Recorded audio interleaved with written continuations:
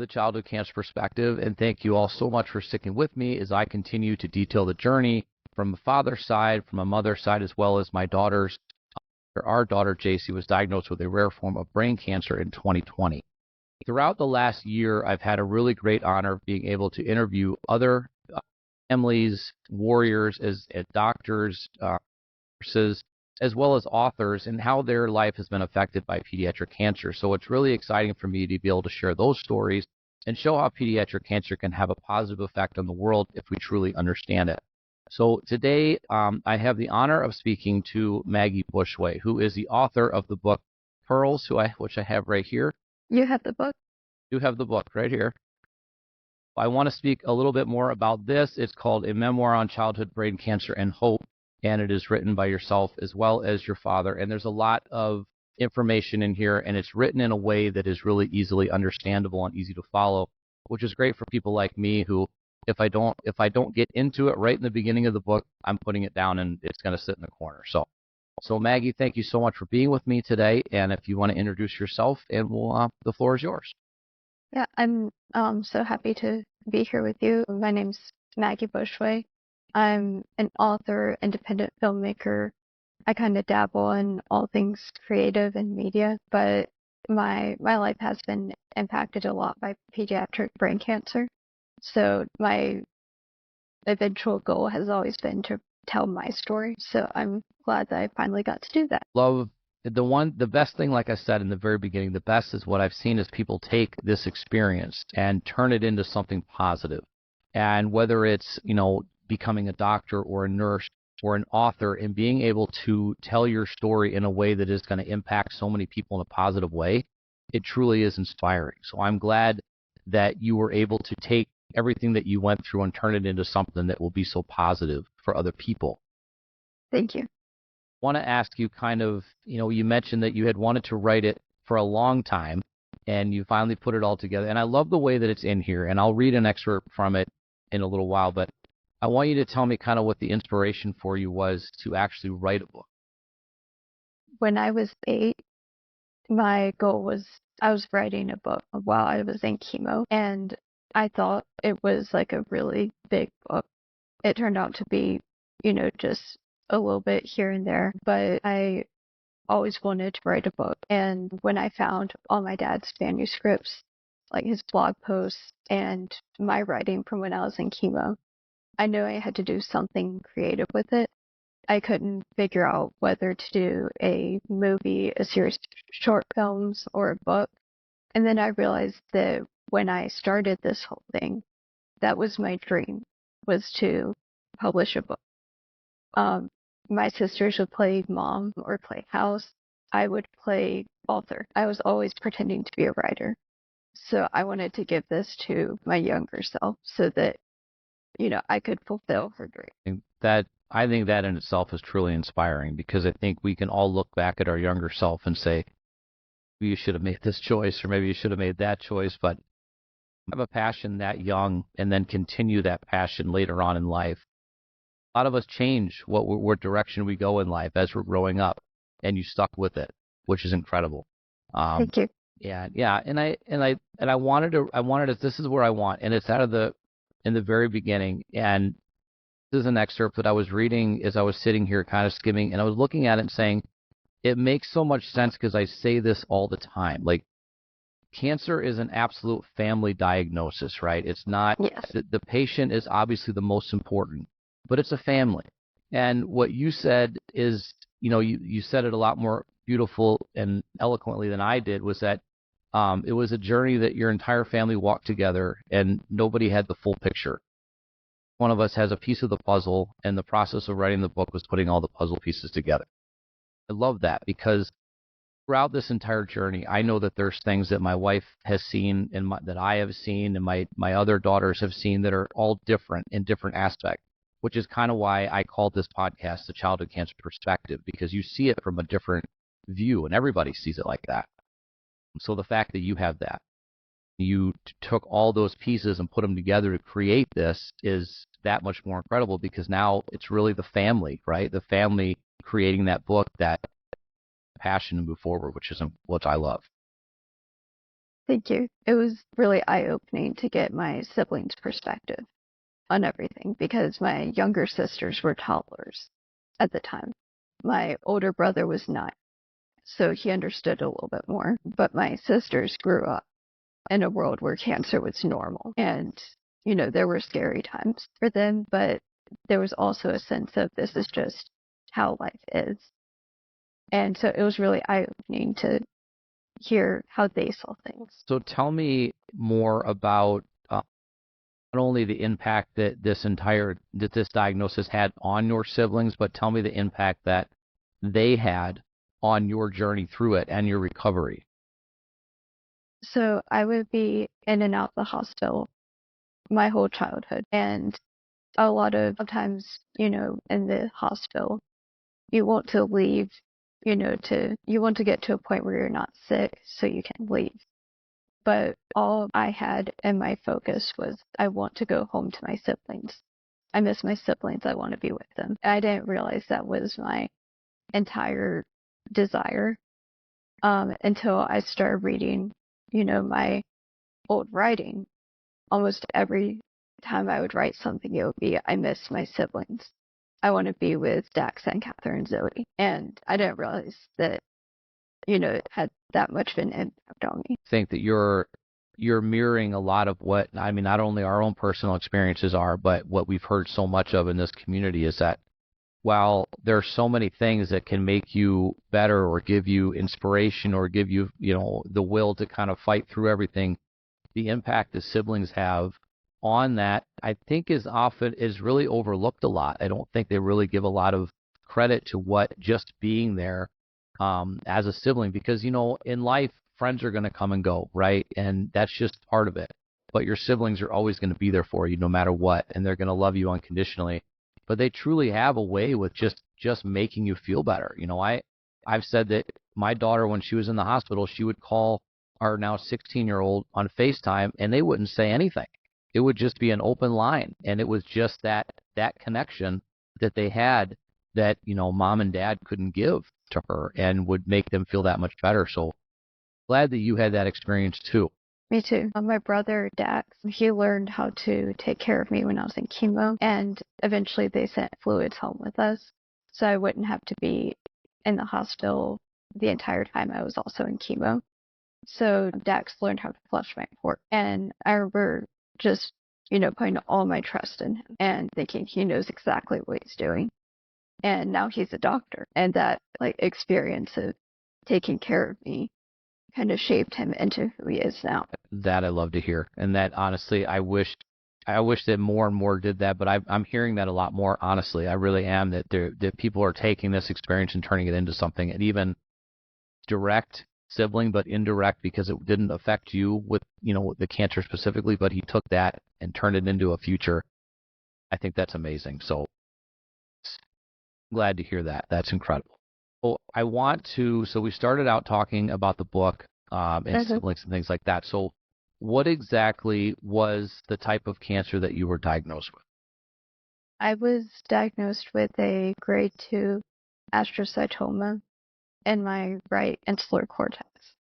That's an adult brain tumor that was in a 7-year-old brain. Most children have tumors kind of in the back of their head. Mine was almost in the middle, and it was very hard to diagnose because no one was looking for it. And when someone did catch it, then it was just automatically dismissed as, well, that has to be a cyst because that doesn't happen to children. So it was very hard in the beginning to, one, get it diagnosed, and two, actually get treatment for it, get a surgery. It was a very hard process, especially for my parents, because they knew that something was wrong with me, but they had a hard time getting doctors to actually pursue it and understand that, yes, it's an adult brain tumor, but it is in her brain. Is another thing. With the diagnosis of brain cancer in general, it's one of the most underfunded and misunderstood types of cancer in children, and it's very hard.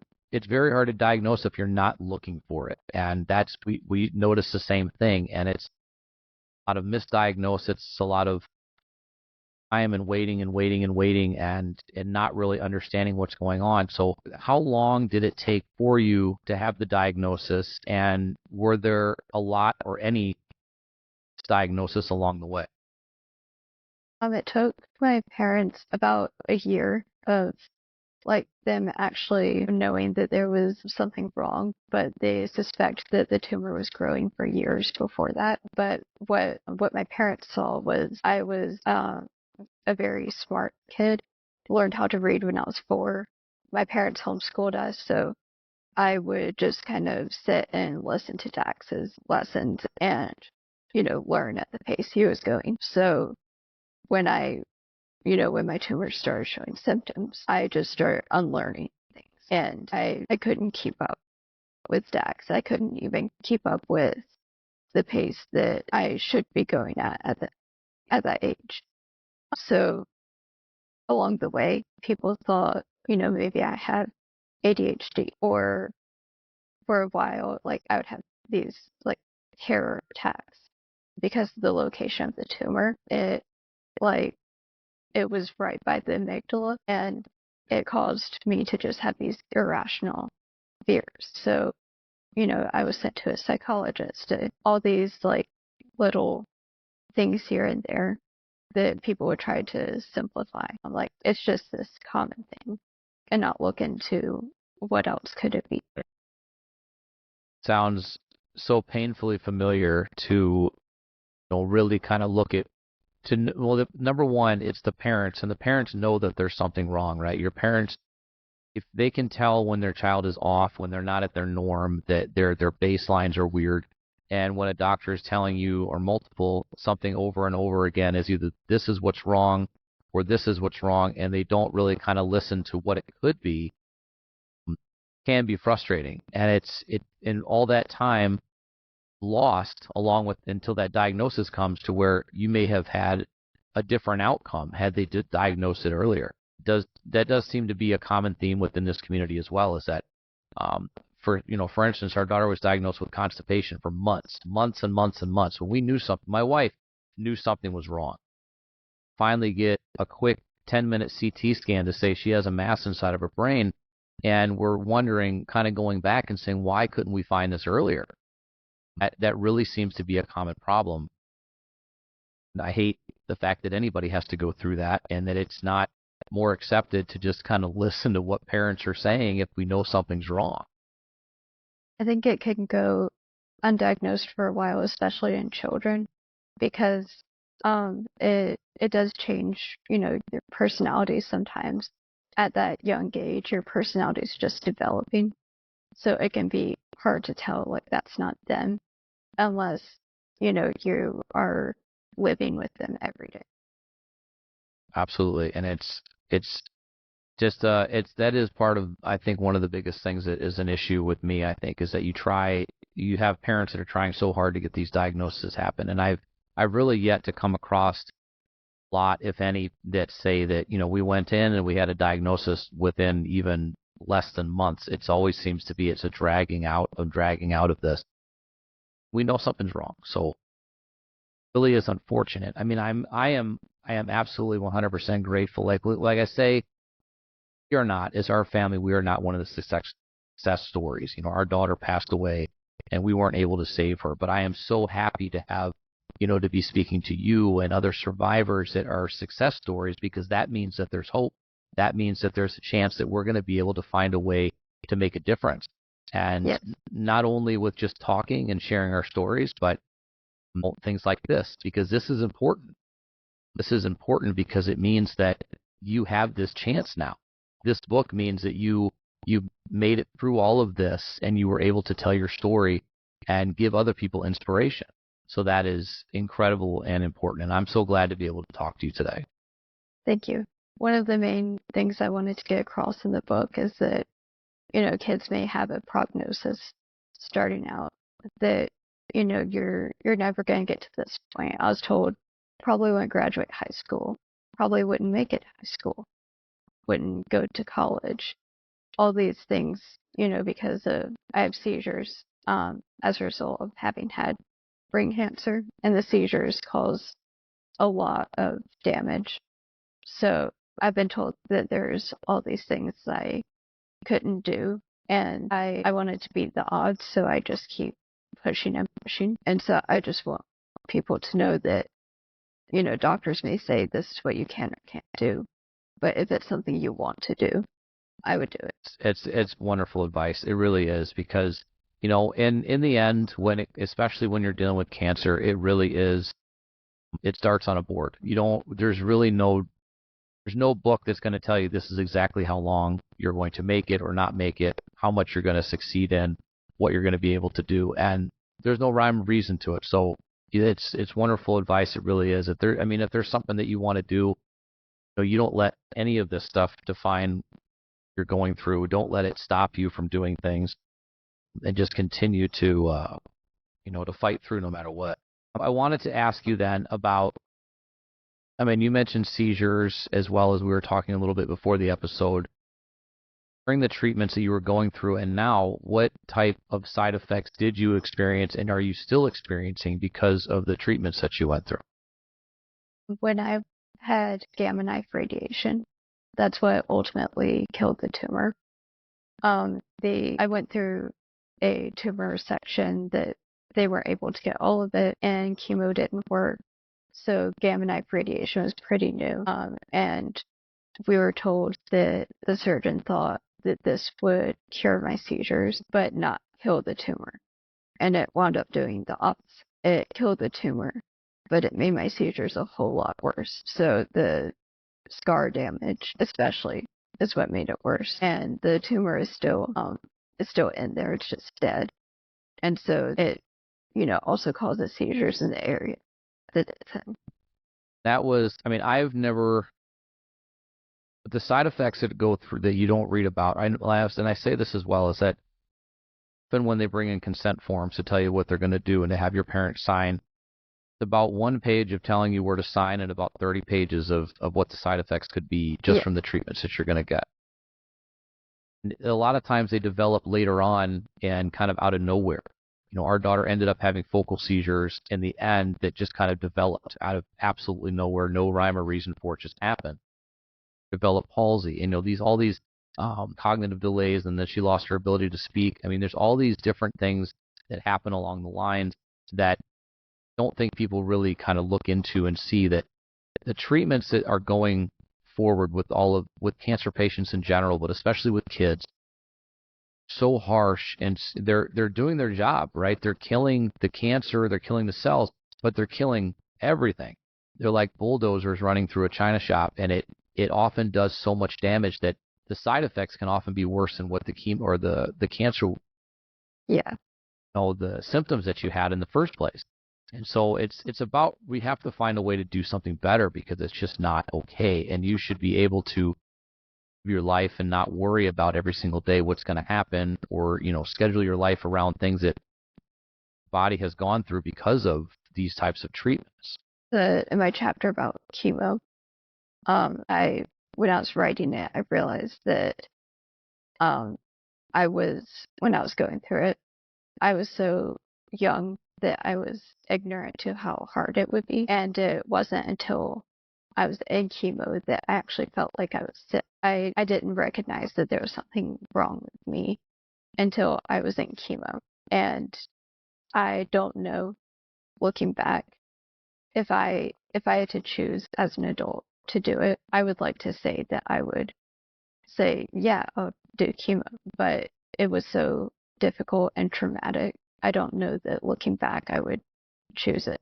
That is a really, really hard pill to swallow, honestly, because the parent, on this side of things, we know that, especially when we're talking about, doctors saying you may do this or you may do that.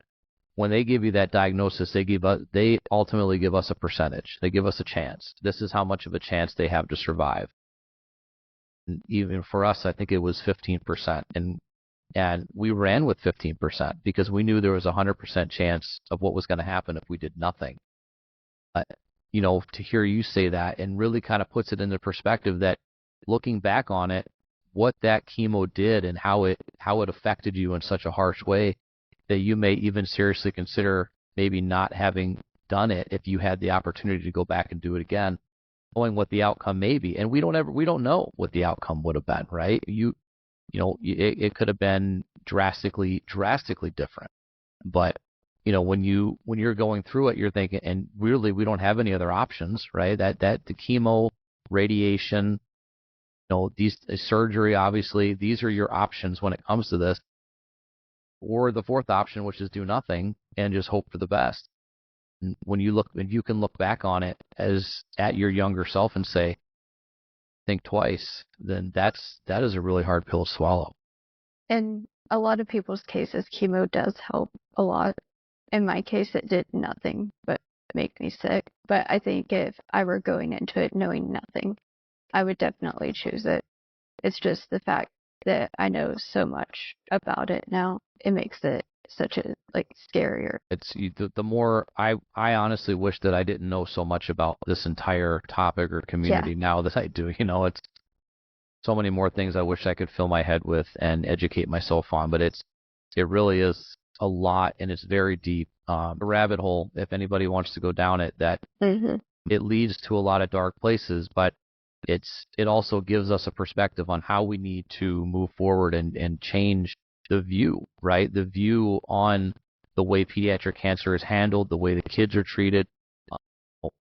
99 times out of 100, the doctors, the nurses, child life specialists, wonderful people, and they make it almost bearable to be going through the hardest time in your life. But the world in general is not giving the respect to the kids that are going through this. And it's, not everybody has the opportunity to move on and do all the things they want to do, but we need to make sure that more of them do.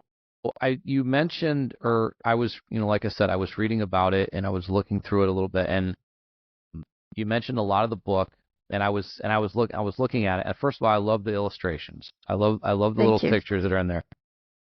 I also love that it, like with the blog and things like that from your dad, that it almost is like a conversation that's being had within the book, and it makes it easy to follow along. Because like I also said that I haven't read a full book from cover to cover in probably 20 years. Because if it doesn't interest me, I will not do it. I will get through 2 or 3 pages and the book will sit on a shelf. And you are now the second author that I've had on the show, and it was the same. When I started reading her book, I couldn't stop reading it because it was interesting to me, mainly because obviously I understand the topic, but because it's taught, or it's written in a way that makes you continue to want to read more, and it's engaging. Well, tell me about how, you said your father kind of blogged about your journey from, the beginning and through it, and kind of what was his reasoning or goal for doing that? My dad also is a writer. He processes his emotions through writing. I do the same. So that was his way of processing, dealing with his emotions.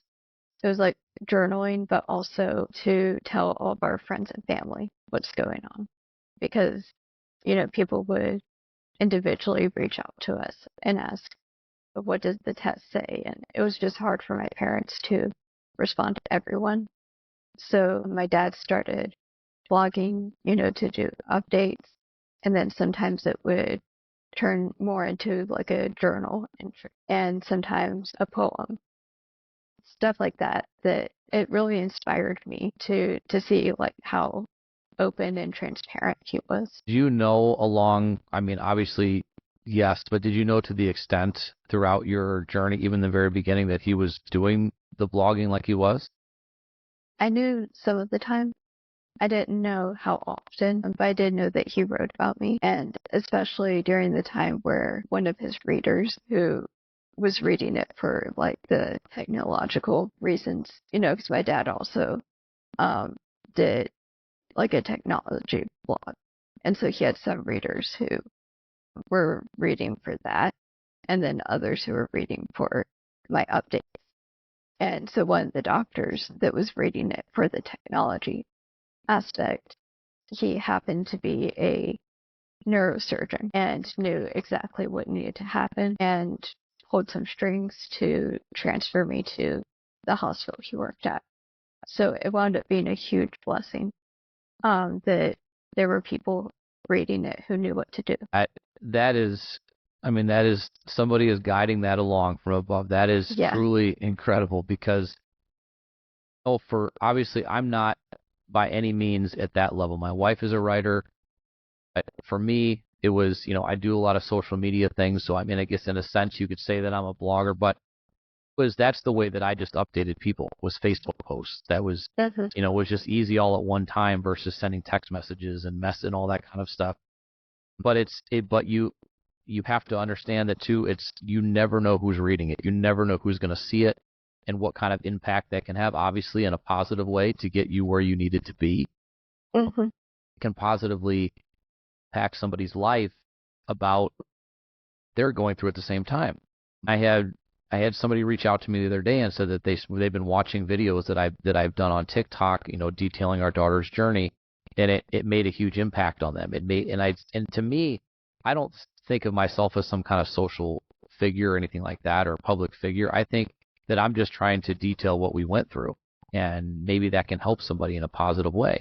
And I think that's what this book and is doing as well. And I think it gives such a good insight to what's can be happening on a kind of the day-to-day basis, like you're almost living it, gives you that insight so that maybe other people want to get involved or they want to share the story and spread it out there. Because the more that people see books like this and the more that people see a blog like that, the more awareness we're going to have for this community as well. And it's so, I don't know, I have so many words that I could say, but it's just amazing what you can do Thank you. with just your words. And I'm so glad that you did this.